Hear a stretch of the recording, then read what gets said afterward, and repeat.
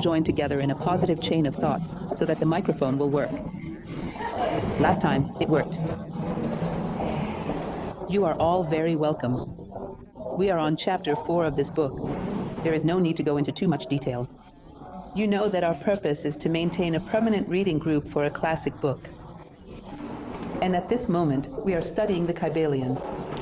And I have also been maintaining strong positive thoughts, not only for the microphone to work, but also for you to read the book. Because that is the purpose of a reading group. And you will notice that when you follow along by reading, it becomes much more dynamic and productive. Because any questions you have can be clarified. Here, it is always open for questions. This is a little different from a conventional lecture. You can interrupt, you can ask questions, so the idea is that we deepen our understanding together. Don't think that just because I am reading so many times, that I know everything. I am also deepening my understanding. The other day, I was really surprised while reading the Bhagavad Gita for the 10th time. There was something there that I had never seen before, or at least had never understood. So, we are deepening our understanding together, and I hope that you can live this experience with us. So that it is different, at least a little different from a lecture in the sense of being. A more interactive dynamic that brings better results for you. I always present this verse at the beginning, and it will always be this way throughout the 15 chapters. It will be this way because this verse, which is quoted in the introduction of this book, is a short stanza of 5 lines that speaks about the purpose of the Kybalion. The Kybalion discusses 7 laws of nature, which are said to have been proclaimed by an Egyptian sage named Hermes Trismegistus. And, beyond discussing these laws, it speaks of our obligation not to let humanity forget them. So, Kybalion is said, because no one really knows where this word comes from, that it might have something to do with tradition, with transmitting knowledge, similar to Kabbalah, which is the Hebrew word. So this verse, which is very beautiful, let us read it once more. Oh, do not let the flame be extinguished, kept from century to century, in this dark cavern, in this sacred temple. Sustained by pure ministers of love. Do not let it be extinguished, this divine flame. So, this short stanza of 5 verses speaks to our duty to possess knowledge and to transmit knowledge. Because this is the greatest legacy we can leave to those we love, and our duty is to love more and more human beings. Ideally, one day, to love all of humanity. And the best inheritance we can leave them is knowledge.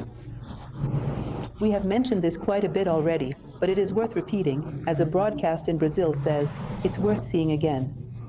That our concern with leaving material things to our loved ones is not unfounded. Everyone has it, but it is not enough to protect our descendants from an uncertain future. In the midst of a social crisis, or, who knows, a civil war, an apartment does not offer protection. Self-control does, fraternity does, balance does. And it is important for us to remember this, to recall the Platonic maxim that the best thing we can do for those we love is to grow as human beings. So, if someone asks you what you can do in your life for the future, we might think, to love, to be just. That is good, these things are beautiful and true. But one thing is certain, if you say, I want to love, you will love with the strength that your love has today. If you say you want to be just, you will be just with the strength that your sense of justice has today. If you say you want to grow, you will consequently love more, you will be just in a more complete way, and you will practice kindness in a broader sense. So, growing as a human being includes all the elements that are essential to being human. Therefore, if you ever have to ask the genie in the lamp for something, if you happen to find him out there, ask to grow as human beings. That is a good wish, I assure you. You will thank me for this advice. I have already told you about a classic called the Ramayana, where a being named Vibhishana, an important character in the book, receives from Brahma the right to ask for anything he wanted. Imagine standing before a god like Brahma, who, in the Indian tradition, is the creator, in other words, omnipotent. You could ask him for anything. And do you know what Vibhishana asked him for? May my will never stray, not even a step, neither to the left nor to the right, from the law. Can you imagine what it means for a being to ask for something like that? And then, Brahma is so moved by this request that he grants Vibhishana, in addition, eternity. For someone who desires nothing more than to be a pure expression of the law has transcended time. And our talk today has a great deal to do with this endless, inexhaustible human will to overcome time. Today, we will talk about nothing more and nothing less than God. And this perception of God is proportional to humanity's desire to overcome time, to transcend space, to become eternal. For those who think in very small terms cannot comprehend that which is truly vast. That which is everything, that which is all. And we will discuss this concept according to the Egyptian tradition, which is no simple matter. So, this is a complex lecture, and I hope I can share some idea that will stay with you, something that will make a difference. I will say something to you. Perhaps this chapter of the Kybalion, chapter 4, the All, is where I have seen best the distinction of what is spirit and what is soul. Because all traditions speak of this triad, these three worlds, spirit, soul, and body. And, in practice, we often find ourselves confused about what these truly are. Here, they address this topic with great authority. Perhaps better than anywhere else I have read. Well, you already know the book cover. I am not sure if it is available for sale down below, but I hope there is a copy of the book.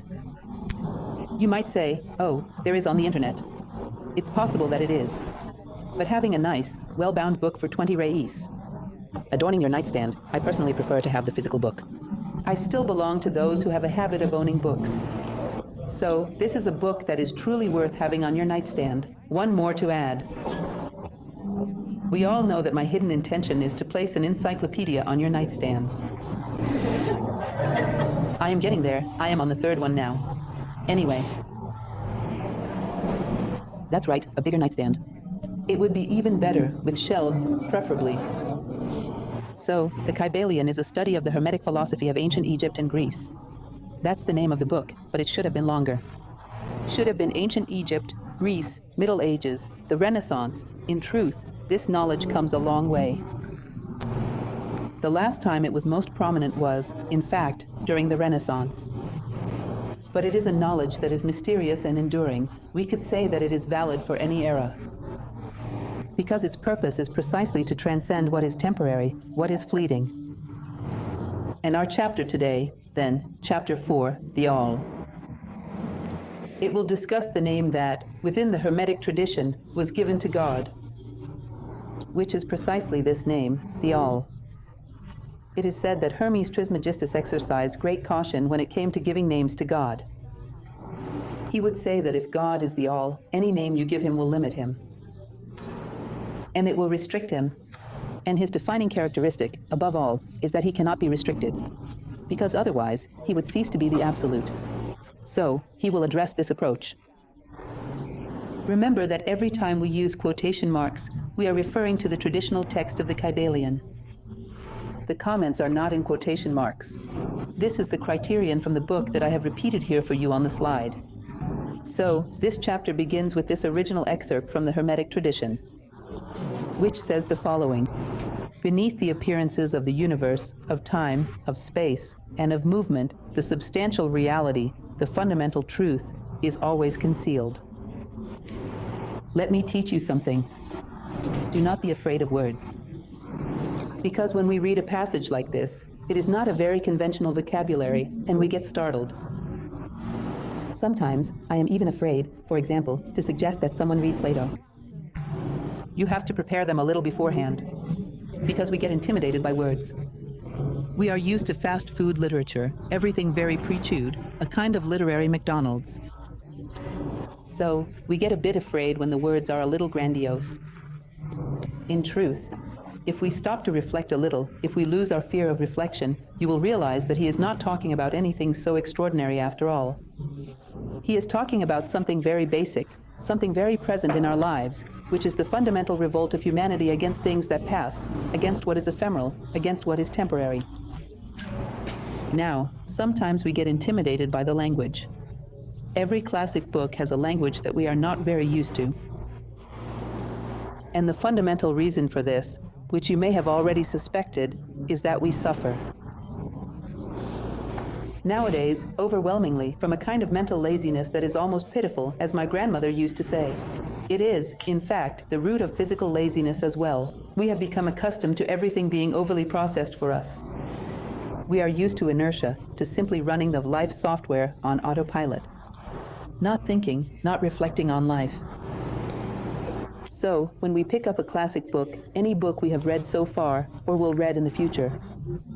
When I read The Prophet by Khalil Gibran, people would tell me this. I read that book, I found it so beautiful, but I didn't understand anything. Or sometimes, they couldn't even finish it, maybe just 2 or 3 chapters, because it's hard work. Classic books require effort. It's good work, because this is the fundamental work of life, to think about your own life. But our society, as it is today, gives you the illusion that life has already been thought out. All you have to do is press play and run the life software. You are already lived, life is already completely thought out. But that's not true. If there is one thing life is not, it is pre-thought. We live with enigmas. We live, we wake up, and we go to sleep with mystery. Life is not pre-thought. Human life is, for the most part, a mystery. We have uncovered very little about the human condition. So, when he says that, beneath the appearances of the universe, of time, of space, steps of mobility, there is a reality. We will talk about this further on. He is saying that there is something permanent behind the ephemeral, something that endures behind the things that change, and keep on changing. And we become confused in the face of all this, because our consciousness needs a point of support to locate itself and say, this is me, this is reality, this is life. When we look around, the scenes are constantly changing around us. And they give us a sense of insecurity. The modern human being is, above all, the contemporary human being, and above all, an insecure one. Because he does not have a fixed point of support where he can plant his feet and say, I am. And now, even if the world turns upside down, the world will not drag me along with it. It can get windy as much as it wants, but it will not sweep me away. I have a point of support. This lack of psychological grounding is devastating for the development of deep feelings, for the cultivation of profound reflections. Just as not having good foundations is disastrous for building a solid structure. Although in Brazil we have the advantage of not experiencing earthquakes, even the slightest thing can bring down a building that is not very solid. Anything at all can bring down a human being who does not have very solid foundations. So, he is going to talk about this permanent anguish. This constant anxiety of the human being. Do not think this is bad, it is actually good. If you feel this anguish, I will say congratulations, welcome to philosophy. Because it is really frustrating when the world is in chaos and you ask someone, how do you think life is going? Everything is fine. It's all good. You realize that this person is just drifting along. Life is in chaos for them, too, even if they don't realize it. That's why they don't recognize the chaos. Because any element of the need for identity, any fixed point that begins to emerge within you, will start to protest that life is in chaos. And it will demand that you find points of support. So, existential anguish is a sign that you are beginning to realize that you exist. Because it is impossible to experience existential anguish if you don't first exist. With a certain degree of certainty, with a certain foundation, with more solid bases. So, he says, the person who observes transience, everything around them, is changeable and conditional. The search for substantial reality has existed and will exist in all eras. So, do not lie to me. No matter how much we study, how deeply we delve, at least at our level, perhaps at other stages. Steps further ahead, it might be different for the wise. But at our level, death remains paradoxical.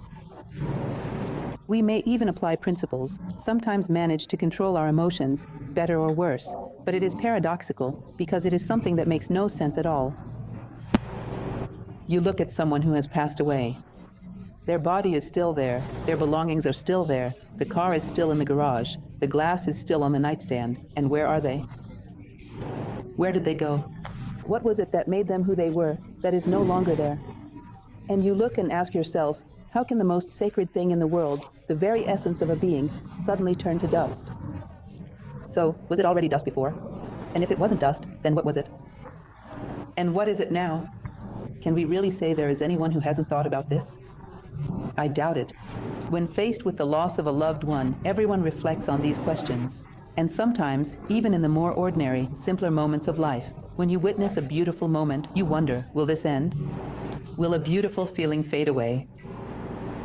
Sometimes people say, oh, I love so-and-so, recalling the Nicias de Marais, that love should be infinite while it lasts. So let me make the most of it because it will pass. Well, if it is going to pass, then perhaps it isn't that deep, not that true, because there is an intuition within us that things which cease to exist, in a certain way, never truly were. Because what is true does not cease to exist, neither in time nor in space. There is a book, perhaps it will make its way onto our list of books to read together in the future, and that you will read along with me, of course, called The Light of Asia, which tells the life story of Shakyamuni Gautama, the Buddha. And there is a particular moment when the Buddha, already enlightened and wise, says, look, throughout the incarnations, since the Buddhist belief is one of reincarnation, I am telling you that this is an absolute truth. But I am referencing Buddhism throughout the incarnations. I have been seeking what I am today. Because what exists in the present must find its roots in the past. And what will exist in the future must put down its roots in the present. Because nothing can arise from nothing. You cannot accomplish something that has not been striving to germinate since the past, from even further back. In other words, the things that exist have a certain permanence. Otherwise, they do not exist. They are not real. And we have this suspicion regarding the beautiful moment. In fact, for those who are more aesthetic, those who are more attuned to this aspect of beauty, beauty is one of the things that intrigues us the most. How does beauty fade away? Where does it go? Because when you look at something beautiful, a very noble gesture, a moment of beauty in life, you have the impression that you are in the presence of a piece of the divine, a fragment of eternity. How does it pass? It is as if beauty is playing hide and seek with me. Where did it hide? Where did beauty go? So, we have an intuition of permanence. We live amidst the transient. This contrast between these two realms hurts. It unsettles us, but it is what leads us to develop consciousness, because consciousness is born from contrast. So, not all pain is necessarily bad. The real problem would be if we had a question like this to solve, a question like these to resolve, and felt no pain at all. If nothing bothered us, that would be very unpleasant. Does anyone know the story of the princess and the pea? I love that story. I really do. The princess, just to summarize the story, the king had her sleep on a bed with 7 mattresses. Did you hear that story when you were children? You haven't heard it? Something missing from your childhood. Because it's a very beautiful story. So, in the morning, the king questions the princess, because that was a test to see if she was truly a princess. Did you sleep well? He had placed a single pea under 7 mattresses. And she said, no, I did not. With that look, you know, as if she hadn't slept all night. It didn't work. I slept poorly. Why? Because there was something in the bed that bothered me the whole night. He had placed a single pea under 7 mattresses. Imagine that. She was a philosopher, this princess. She slept badly, but she was a philosopher. It's worth it. In other words, behind the appearances of life, which are sometimes more than just 7 mattresses, like traffic, work, financial problems, issues with neighbors, construction at home, and so on. Behind all of that, there is something deeper that bothers you. And no matter how much noise life makes, no matter how thick it gets, sometimes it feels like 70 mattresses, not just 7. You do not rest in material things. If something is bothering you, you are a philosopher. In general, what bothers you could be summed up as this. I need to know what is real in life, and what is just play acting. What is serious, and what is merely a film playing before my eyes. Deep down, this is a longing for God, a yearning for eternity. It is that portion of the divine within us all, which we not only have the right, but even the duty, to discover throughout our lives. So he speaks of this human anguish, of the search for substantial reality, present in every era. Once you have become human, awakened to the human condition, you will begin to notice the pea beneath the mattresses. There's no way around it. Then the king will say, that is a princess, that is a prince. Do you know why? Because that's a sign of nobility. In other words, philosophy is a sign of nobility, in the sense that it is human nature beginning to manifest itself and seeking truly human answers. Not merely to survive, but to truly live. So, continuing on, he will say that throughout history, and, by the way, this is something quite curious, because you notice. Sometimes, some archaeologists speak of thousands of years. In places where it was expected that humans lived only for the sake of mere survival, sometimes the ruins of humans are found. From an age so old, who knows when. Now, in South Africa, you know they are discovering a series of skeletons. I am very fond of what they call archaeoanthropology. These are the studies aimed at discovering the earliest human skeletons in history. And they talk about, I don't know, how many thousands of years ago, but human beings were already placing one stone on top of another and performing rituals to something they perceived as superior, as enduring, as something beyond time. Isn't that incredible? Have you ever seen an animal, let's say, a lion chasing a deer, suddenly stop and say, wait a minute, let me stack one stone on top of another and perform a ritual to this? That simply does not exist in the animal kingdom. As beautiful as the animal world may be, this need does not exist there. Or the lion stops chasing the deer and says, look, what a beautiful sunset, let me just appreciate this moment. He'll catch another deer later, I don't want to miss this sunset. That just does ONT happen. Ethical and aesthetic feelings, these are pursuits of the attributes of the divine. We don't just seek something to fill our stomachs, but also to nourish our souls. This is a uniquely human need, and it has always existed for as long as there have been human beings. Mircea Eliade, the anthropologist, used to say this, that the human being is not simply the one who. It is not Homo erectus, but Homo religiosus. It is the person who knows not only how to stand upright and walk on two legs, but also how to kneel before something they recognize as sublime, as beautiful, as enduring. So, he would say that throughout history, this search has always existed. And the Hermetists, that is, the followers of an Egyptian sage named Hermes Trismegistus, called this being the All. They thought that this name was a good one. I also find it charming. Because when you use any other name, it tends to create exclusion. So, I am a follower of God, you of Zeus, and he, I don't know, of some other god, like the Scandinavian Thor. In essence, it is all the same thing. But when we assign a name, it creates a certain tendency to project our own selfishness onto that name. And then, before long, this will lead to problems, if you call it the All. If you follow something other than the All, it must still be within the All. It has to be the same thing, otherwise the All would not be all-encompassing. If there is anything outside of it, then it is not the All, it is only a part. If the Absolute has something outside of it, then it becomes relative. If the One has something outside of it, then it becomes two. So, if I deny what you believe, I am denying what I myself believe, because I am imposing a limitation. If I limit God, then God ceases to be. So, based on these reflections, the Hermetists referred to God as the All. They would say, it is a good name, because it helps you confront that specter which has haunted humanity throughout history, the projection of one's own selfishness onto the things one believes in. Soon enough, since I am the greatest, my God also becomes the greatest.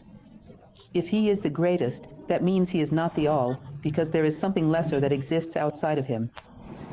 So I have already lost my sense of totality. And when I exclude something from God, I am excluding something from my own life. And before long, I lose my sense of fraternity. Soon, I develop prejudices. Soon, I am faced with all kinds of conflicts. So, whatever you accept as truth in this area, you will end up accepting as truth in all areas of your life. And you will face challenges in living together, in embracing inclusion, in welcoming new concepts into your life. You might even become dogmatic. You will end up excluding many things from yourself. You end up excluding something from God. Do you understand this idea? It is an inevitable parallelism. So, the All is a good name. It is an endearing name. It was the name that the Hermetists used to refer to God. I have brought you a concept here, subtly introduced, because it is a concept from Plato's allegory of the cave, but it is extremely useful for understanding this idea within Hermeticism. You know, in Greece, where was it fashionable to go? It wasn't to Disney. There was no Disney back then. In Greece, the fashionable destination was Egypt. In Rome, the trend was to go to Greece. That's how it was. These great civilizations drew inspiration from those who came before them, who, for some reason, tended to be even greater than themselves. If we think about it this way, we realize that, from a human perspective, humanity, there was a bit of a decline, wasn't there? Because Greece knew that Egypt was greater than itself, and Rome knew that Greece was greater than itself.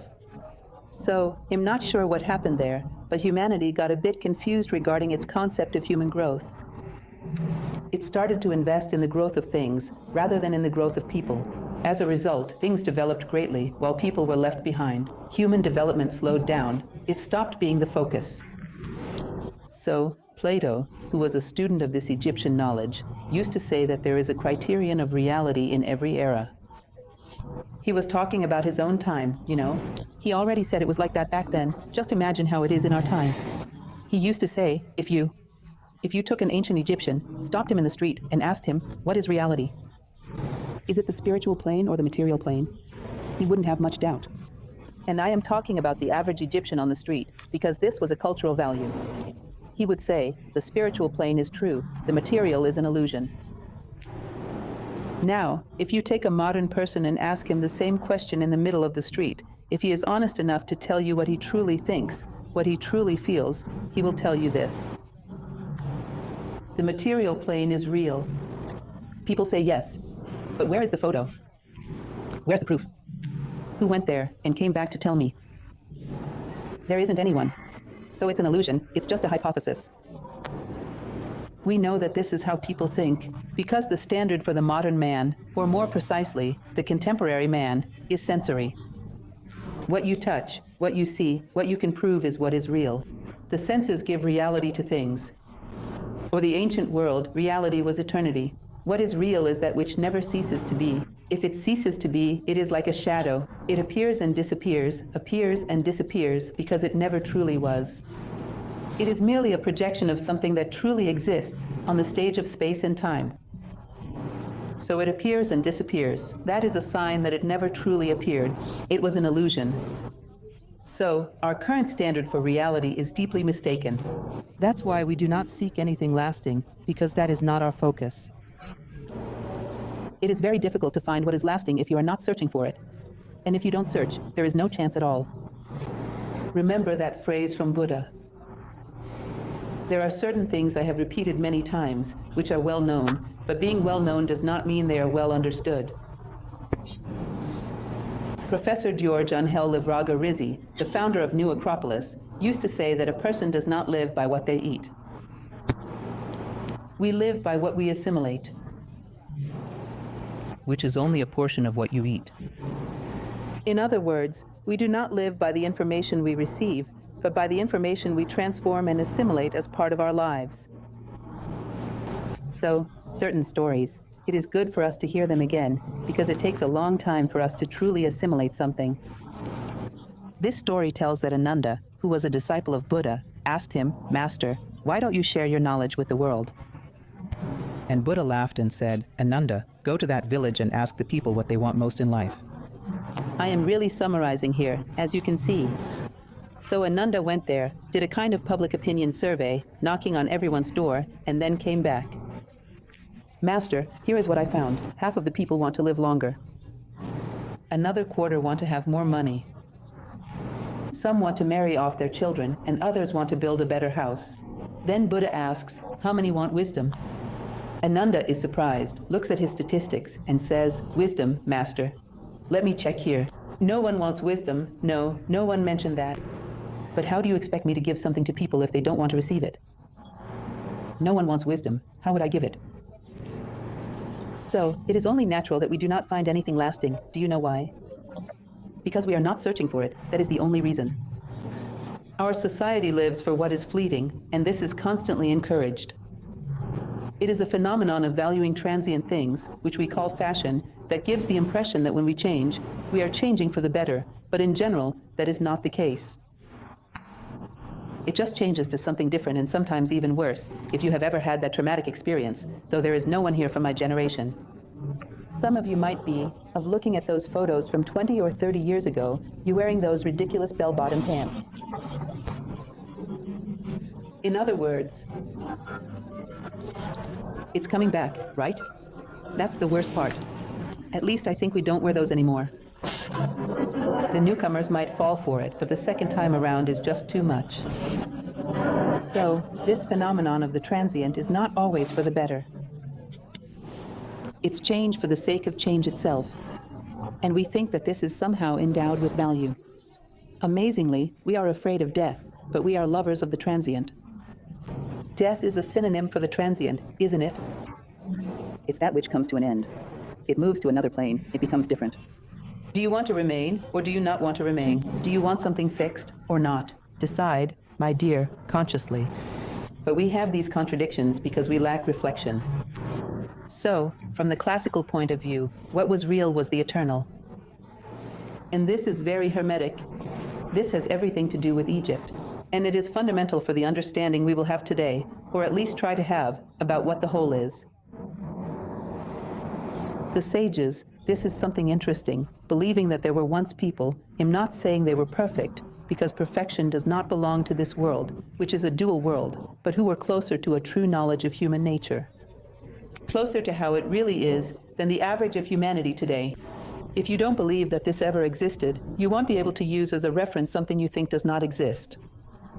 In other words, there have been people who came closer to living out human nature, with capital N and H, than we live today.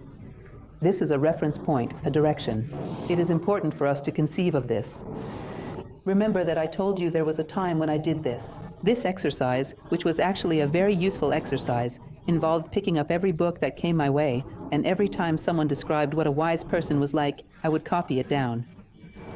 Then I would put these colorful poster boards on the door of my closet, which looked terrible. It was not aesthetic at all.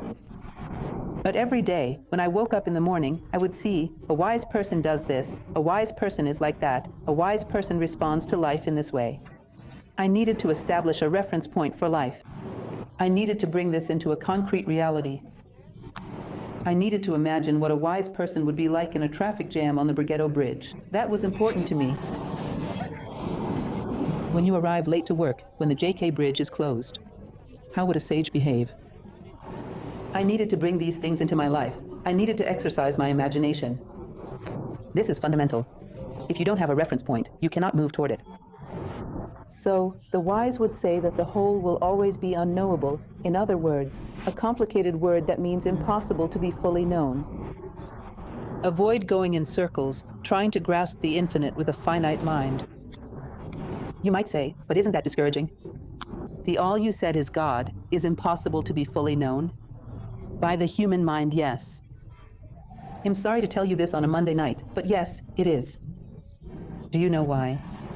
The human mind is a marvelous machine, but it has its limitations. It was made to operate in the concrete world, and the concrete world is entirely divided. So, it has a modus operandi, which is this: it assigns adjectives to things in order to understand them, whether it is round, square, red, blue, soft, or sturdy. That's how it knows, through adjectives. And any adjective is a limitation. If something is round, it is not square. If something is soft, it is not sturdy. If it is blue, it is not red. And when it is not, that not exists. It stays outside of it and becomes two. And then it can no longer be God. So how can the mind work with something that is everything at the same time? You try to imagine this object, this being. It's impossible. The mind stops and removes something. Otherwise, it won't work. The mind demands it, divide things, or it won't work. So, the mind cannot encompass the whole. In fact, this is an observation I always share with you, because nowadays it's easy to follow the path set by scientists. Few, but most scientists in our historical moment tend to be very serious and very rigorous. But there are some who, perhaps because they haven't found much success in science, dedicate themselves to speaking ill of God in order to gain recognition. And so they go on to write books. God doesn't exist. God is a delusion. Well, then they try to prove with mathematical equations that God does not exist. Since when has a mathematical equation been capable of containing God? This is a childish, tasteless joke.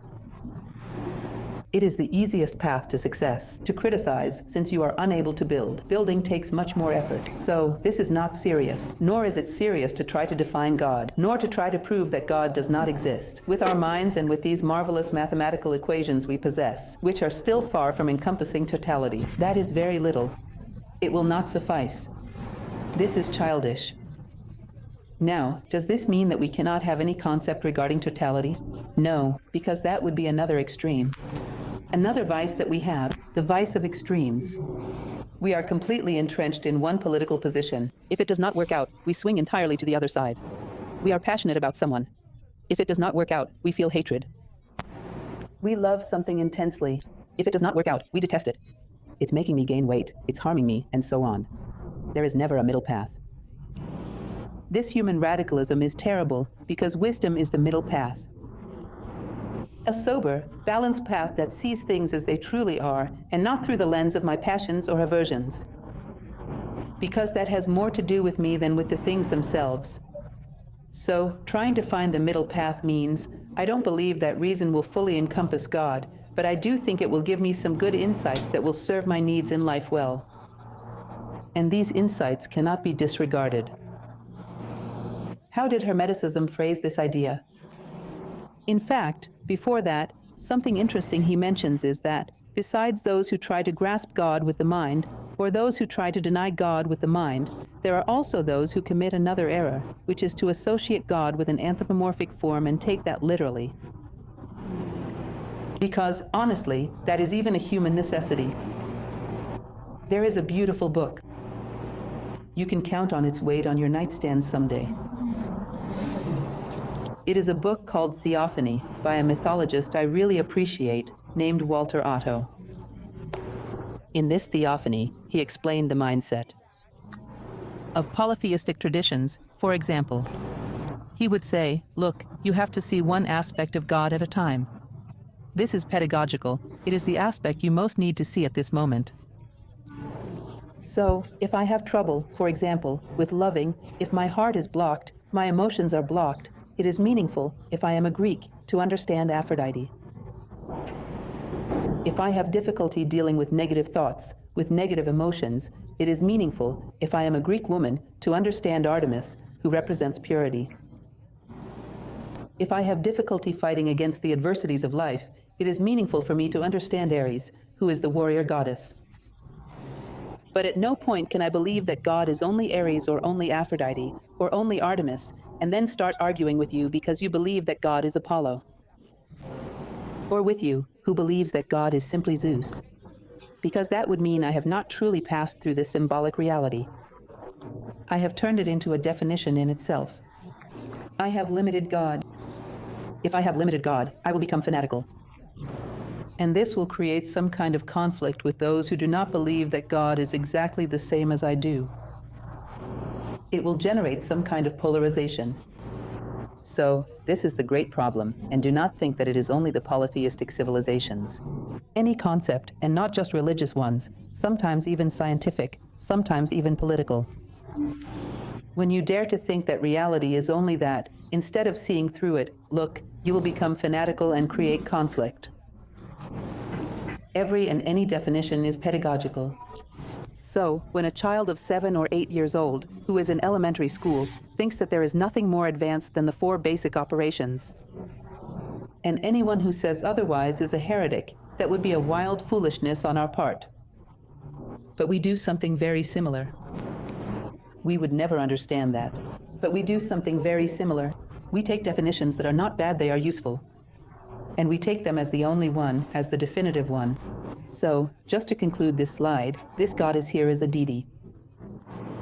Aditi, within the Indian tradition, means without bonds, without limits. Do you notice how this is very similar to the concept of the whole? You can see that the 3 great gods of the Hindu tradition, Brahma, Vishnu, and Shiva, are within her. It is rare to find, in these so-called polytheistic traditions that we understand so little today, that behind it all there is not unity, behind all the gods.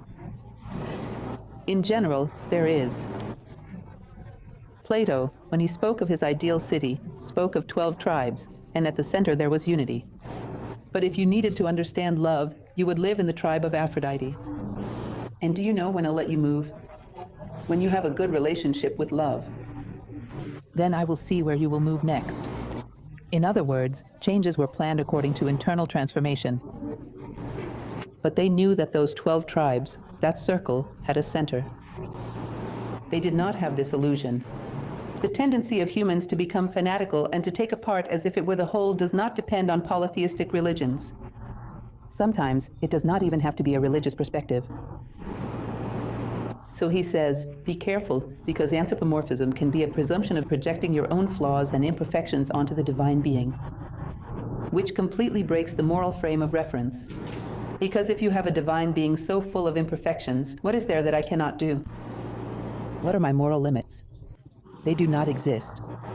So, this is one of the observations of Hermeticism. Did you want to ask something? It's just that you were commenting, going on, but Marcus, by the way, congratulations. You reminded me. Something I read was talking about the definition of God, that when God is infinite, he is only him. But for me, distant from myself, from my human identity, he ends up not communicating with me, and I also do not communicate with him, because he is so perfect, am unconscious, or perhaps not so much, in my limitation. We do not share much identity. So, he ends up being very distant from those who think this way. And when God is very human, he becomes so human that he ceases to be God. That is another paradox that arises. I agree. It is an interesting perspective. You need the hero, who is a being full of flaws, but who has an exceptional quality and has managed to impose that quality over the other elements of his life. But you know that he is human. You need intermediate beings, which is why monotheistic traditions sometimes remove God and place saints. Because there is a need for intermediate steps. But as well, you cannot think the fifth step is the final step. There are many more ahead. So, everything is integrated and necessary. I agree with you that if there is an abyss in the middle of the path, it will become difficult. Because you will think that God is so great and you are so small that it is impossible to walk toward him. And you have religious traditions saying, be perfect, as your Father in heaven is perfect. So, you are meant to walk toward him, but he is far away, because you have removed the intermediate steps. So, it gives the impression of an abrupt leap, which is not going to work. It comes to a point to be institutionally misunderstood. Try arriving at a Buddhist temple and say that you want to become like the Buddha. In any other religion, that would seem rather strange, because it feels so distant that people do not believe it is possible. So, the intermediaries are necessary, as long as you know what they are. Intermediaries. You can see that this is somewhat related to the Platonic concept of justice for those who are familiar with it. To know what each thing is, and to know what am. I am human, I have heroes, I have great beings, and I have the whole. Each thing in its place, as Plato used to say, there is no evil in the universe. Nothing you cannot do without anything. But you also cannot do without the identity of anything, because that would create chaos, including the chaos of your own identity. Well, so continuing on, everyone. Taking anthropomorphism as something explicit and not symbolic is a problem. And so, he will go on to discuss a delicate definition, which he will address, that is, religion and philosophy. This, in general, leads to conflict, and people tend to create oppositions that do not actually exist. In fact, today we have emptied words of so much meaning that, as I have already told you, philosophy is almost like learning the alphabet of the language of life. Because, in general, we have emptied words of their meaning. So, he says that religions are extremely necessary and important, but that they represent a relationship with the whole, expressed in a symbolic way, to meet my needs. So, I have a relationship with Aphrodite. Let's say, I'm a Greek, an Orphic. I believe in Aphrodite. I believe that she symbolizes love. I relate to her. I know that there is something greater than her, but for the need I have right now, she represents it well. And, therefore, I connect with her. Now, you are a philosopher. I want to see what Aphrodite truly is, what lies behind her. Why does her name come from the word for foam? What is the connection there? What does foam symbolically represent for me? Is it something that floats above the waters, above matter? That reflects the sunlight, that reflects something celestial. Is there something within me that also floats above matter? And that also reflects the sky. What could Aphrodite represent within me? What is the law that she is symbolizing? So that I may understand and harmonize myself. This persistent questioner is called a philosopher. And he can continue to relate to Aphrodite, with her being an important symbol to fulfill his needs, but at the same time, he feels the need to understand what lies behind Aphrodite in terms of the laws of the universe, the profound laws of the cosmos, the arm of God extended over the cosmos, in order to understand it and consciously harmonize with it. Therefore, philosophy has the need to go beyond the symbol. Religion presents symbols as reflections of God and as structuring realities for your life. That's fine, both are necessary. Now, can they be combined with one another? It is said that they can. As long as you do not lose sight of the fact that religious symbols are symbols that bring you closer to God, but they are not the only ones. So, if one person sees God through Isis and I see God through Aphrodite or Demeter, that is perfectly acceptable. As long as this, in your life, brings you closer to the human ideal. If someone becomes more just, kinder, and more ethical through their vision of Isis, it means they are moving toward the apex of the pyramid. Remember the idea of the Egyptian pyramid. If you are moving toward the apex, as you progress, you are not only getting closer to the apex itself, you are also getting closer to the fellow citizen who is ascending on another face of the pyramid, but who is also climbing upward. If you find yourself moving away from someone who is ascending on another face, it is a sign that you are descending, my friend. This is something that is geometrically indisputable.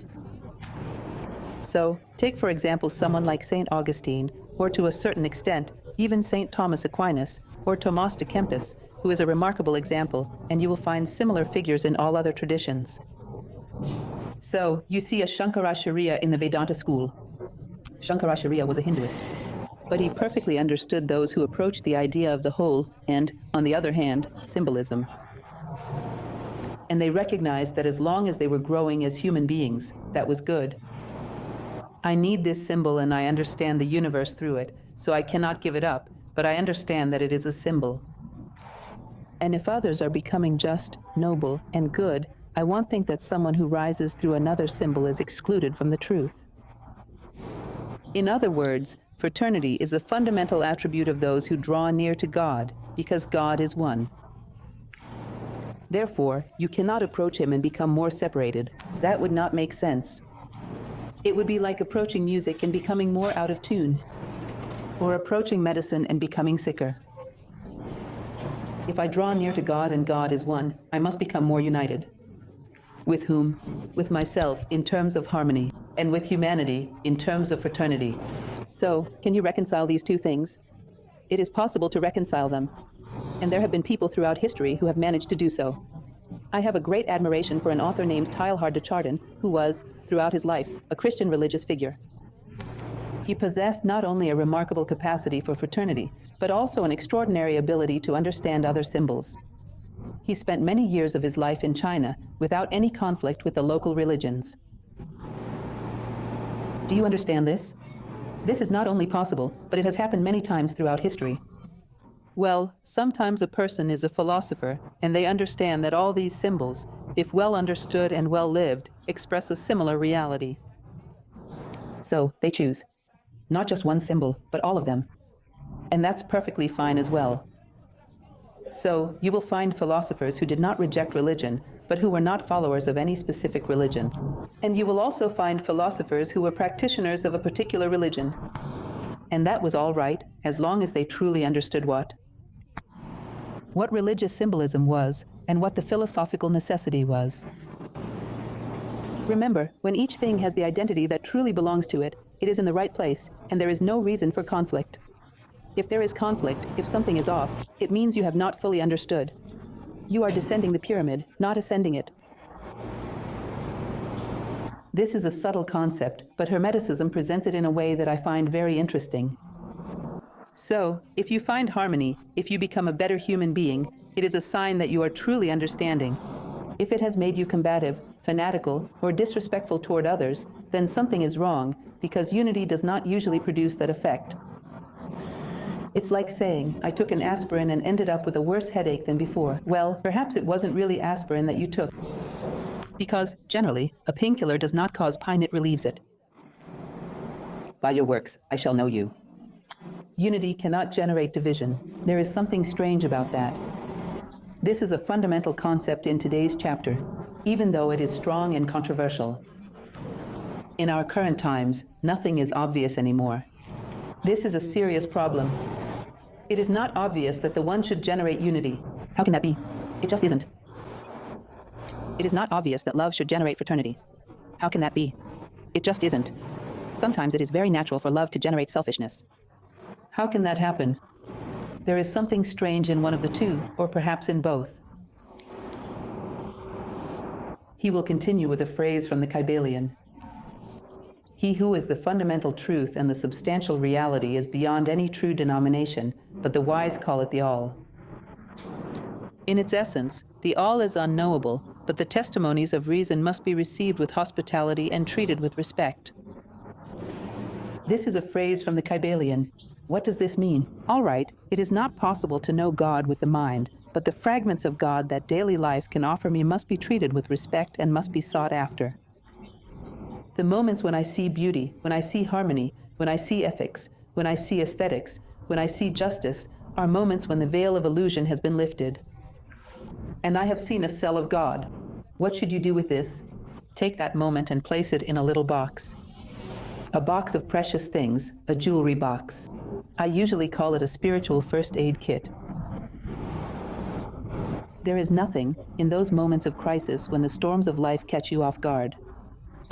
Wait, but I saw such a thing. I experienced such a thing. So it does exist. These things must be sought out and treasured with great care. A moment when I saw beauty. A moment when I witnessed justice. A moment when I saw fraternity. It is a cell of God that I have seen. And this is important, to be sought after and to be preserved. These are the true fruits of life. Remember those who participated in the book cycle Seeking Wisdom by Sri Ram, that at a certain point, he says, if you have lived an experience that proves to you that justice exists, that fraternity exists, that kindness exists, that something positive, human, and eternal exists, you have built a boat. When life comes and takes away your physical body, your consciousness has a boat to sail through eternity. It does not sink, because it has something solid and true that will shelter your consciousness. And it will receive your consciousness and sail with it through eternity. If you do not have a concept that nothing and no one can take from you, if you do not have a cell of God, notice that when you lose your physical body, your consciousness sinks. And that is what we call death. Have you already built your boat? Where is it? It does not matter what size it is. If you have a boat, you have something assured. And these cells, these pieces of wood that build our boat, are the testimonies of reason, of the existence of something real behind the scenes of life. Remember that example I always mention to you, the one that's so overused that even I cannot stand it anymore, but it is very effective. I say, if you get in a line at the bank, the other line moves and yours doesn't, so you switch lines. The line you left starts moving, and the one you join stops. It's like that in traffic. It's like that at the supermarket. It's like that everywhere. And you ask yourself, what is life trying to tell me with this? Then you reposition yourself. You develop more patience, more control over your anxiety. Then that situation stops happening and a new one comes along. And you say, now what? What is life trying to say now? I reposition myself again. Life throws a ball. I kick it. I respond. There comes a certain moment when you become curious to know who the interlocutor is that is conversing with you behind the scenes of life. Because it is far too intelligent to be just a coincidence. It cannot be. There is someone there talking to me, and this is their language. Are the events of life. I have learned to speak their language. And everything they tell me, I am collecting in this little jewelry box. These are the testimonies of reason that should not be disregarded. Is it God as a whole? Is it the whole body? No, but it is a cell, and the cell is already life.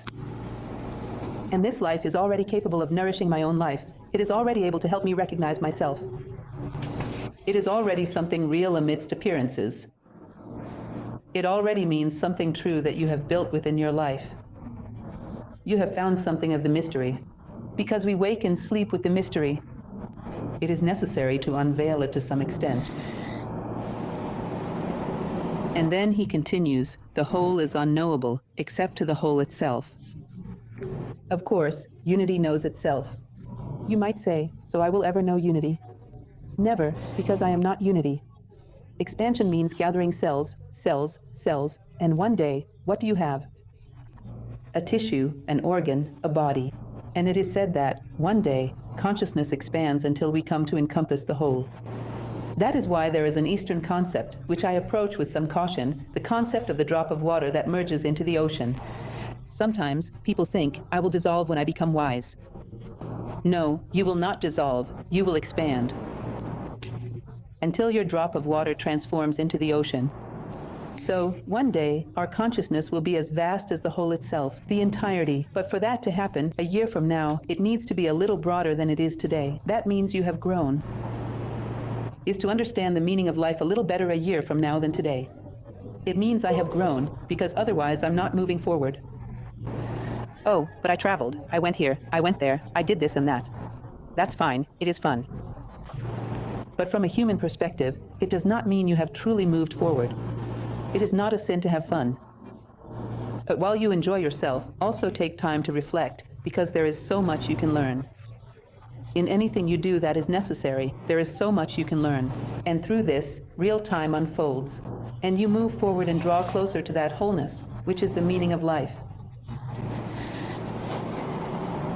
Well, he will say, don't worry. I won't read all of this to you, that the whole has certain characteristics. It is infinite in time, in space, and in power. It's obvious. If the whole were not infinite in time, there would be a time outside of it. That would mean it died and another whole was born. So there would be two wholes. That makes no sense. It is infinite, in space as well, otherwise it would end and would begin another.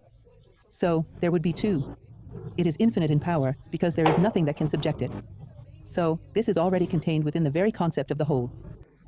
It is infinite in time, in space, and in power. All right, I understand that. But what is the consequence of this? That which is limited in time, space, and power is not real. Because the real is the whole. So, what is limited is illusion.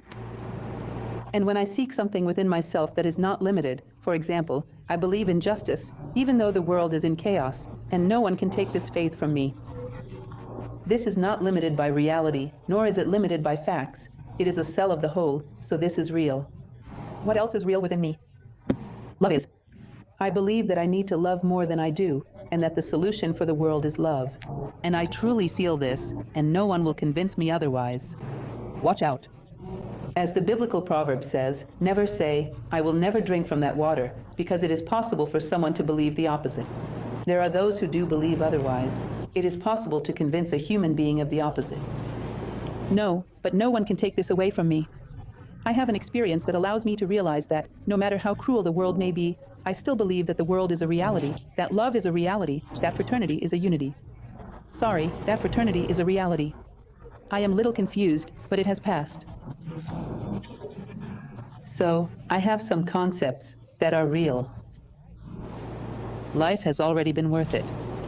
Because only what cannot be divided, cannot be fragmented, cannot be stolen from you, is real. What is divided, what is fragmented, what passes, was never real.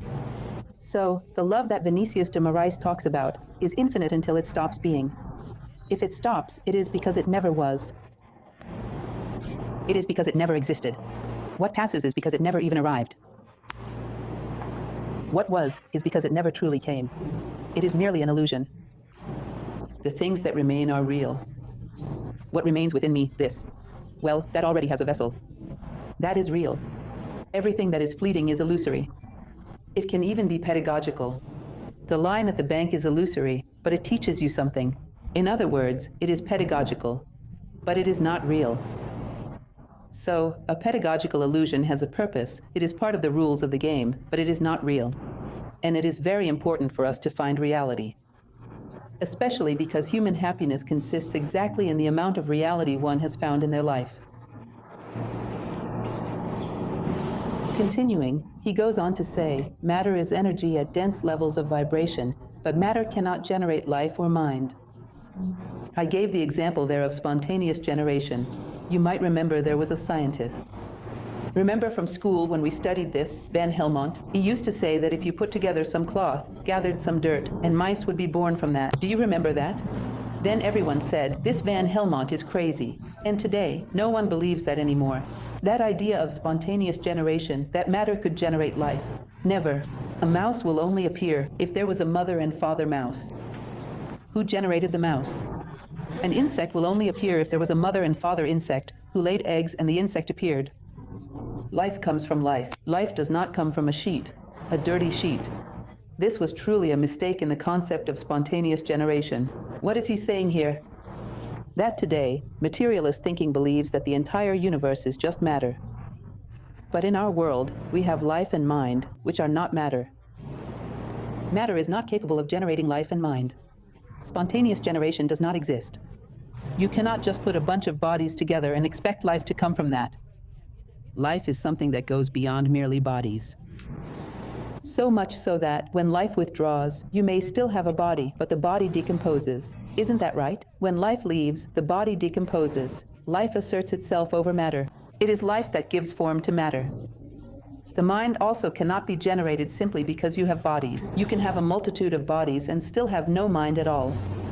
In other words, neither mind nor life are products of matter. They are something beyond. Something much more subtle. Sometimes, our life is so latent, so passive, that it buries itself within this body and becomes subject to the body. Or our mind becomes subject to the body. So, what your father did, what your mother did, what your grandfather did, you will do the same. Because you do not use your mind, you do not exercise your own life. So, you become a plaything in the hands of circumstances. But this does not mean that you lack the possibility to assert yourself over circumstances. It means that you became passive and gave up that possibility. Because those who wanted to change the game did so. And it was the mind that asserted itself over the body, not the other way around. So, the body is a vessel in which you have a handful of life and mind inside. But life and mind are not synonymous with the body. Matter is not capable of generating either mind or life. Have you ever seen anyone in a laboratory create life? It does not happen. What is created is a combination of elements that can produce chemical compounds, can generate many things, but life itself remains a mystery. To create a mind in a laboratory, don't tell me a computer is the same as a mind, because you know that is absurd. Creativity, ingenuity, aesthetics. What Macintosh is going to create that? That does not exist.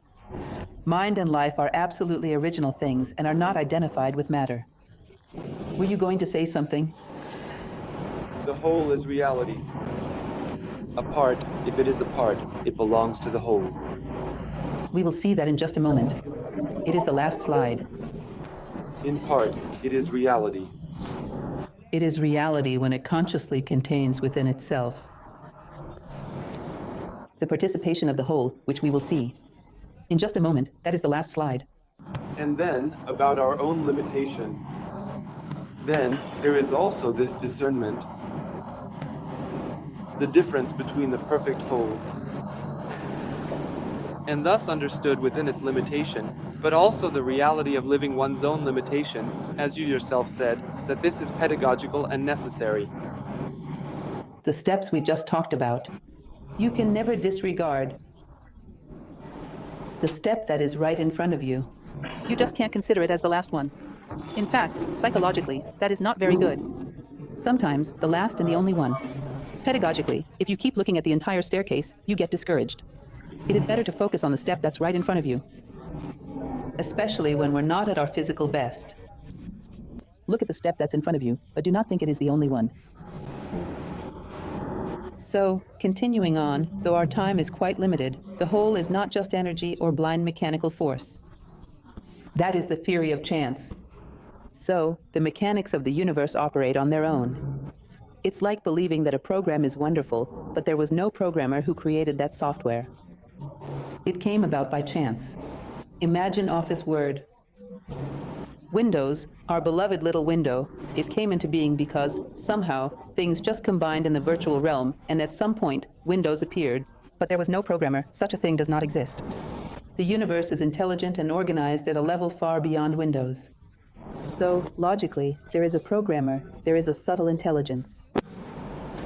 That generated this concrete organization that we see. For the universe to be the result of chance would be an absurd statistical improbability. It is said that chance is one of humanity's greatest alienations. In other words, behind matter there is a subtle intelligence. There is mind, and there is life. Life and mind were not born from a mere combination of material factors. On the contrary, they generated the material factors, just as the programmer created the software, and not the other way around. And he will conclude by saying something very beautiful. The all is far above life and mind as we now know them, imprisoned and limited by energy and matter. In other words, the all is not a prisoner of matter, it is the creator of matter. And then he gives that definition I mentioned to you, which I find very beautiful. The all is infinitely living, which the wise call spirit. So, spirit would be synonymous with infinitely living. Now comes the example I mentioned to you, which I think is very good for explaining spirit, soul, and body. This is not exactly an Egyptian concept, it is an Indian concept. But it fits perfectly here, which is the story of the Sutratma. Imagine the following, a pearl necklace. Some of you are probably tired of hearing this example. I use it quite often.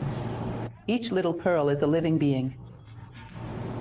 Now, imagine one of these pearls, completely focused outward, on its surface, on its shine, striving to shine brighter than the other pearls on that necklace.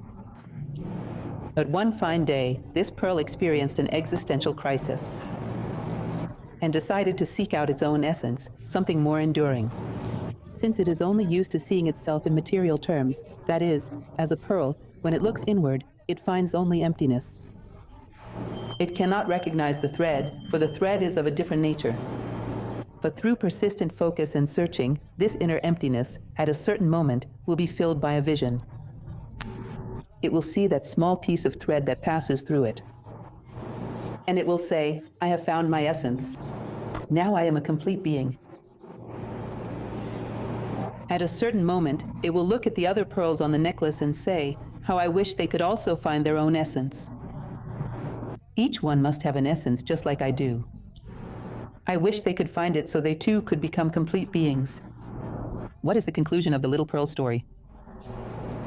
One fine day, it will realize that the little thread passing through it does not pass only through itself, but is the same thread that passes through all the pearls on the necklace. There are not many threads, there is only one.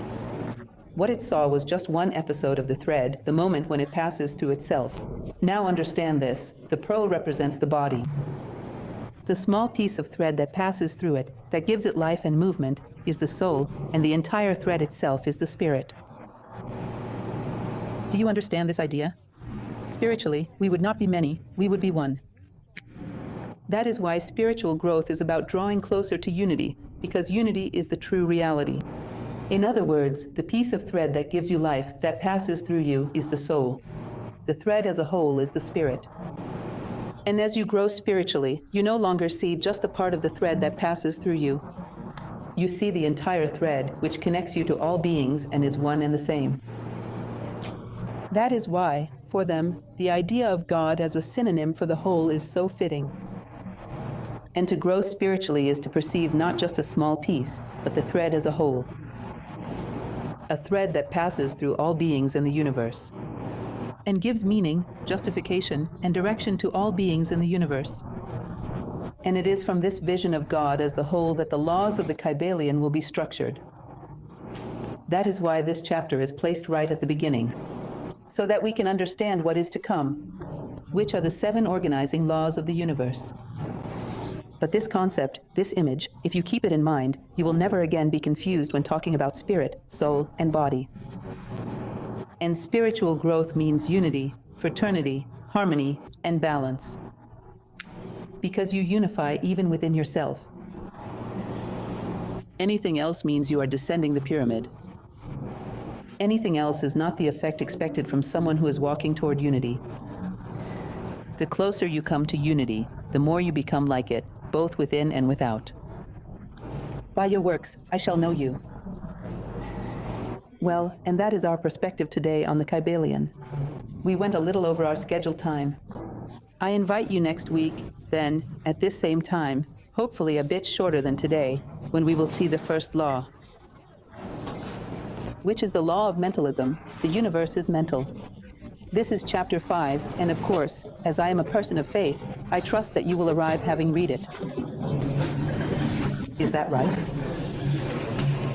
And the microphone did not fail, so you can see that I am doubly faithful. And the universe is mental.